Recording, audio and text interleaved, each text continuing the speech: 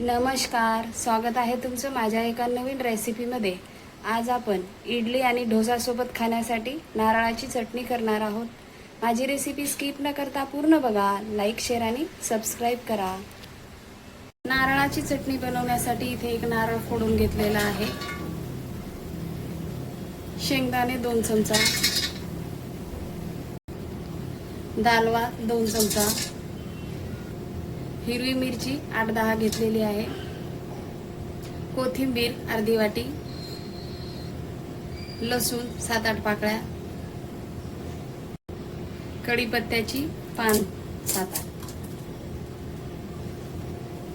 मीठ 1 चमचा।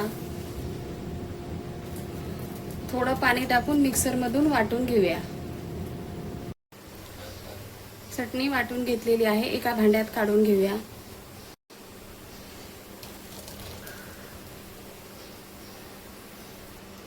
आपण आता तडका देऊया चटणीला। गॅसवर आता आपण तडका पॅन ठेवलेला आहे, तेल टाकून घेऊया।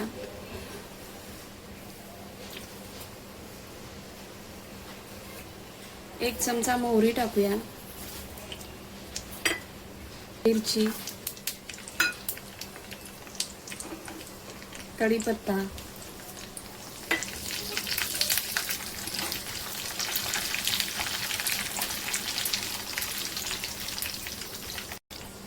कोथिंबीर टाकूया थोडी।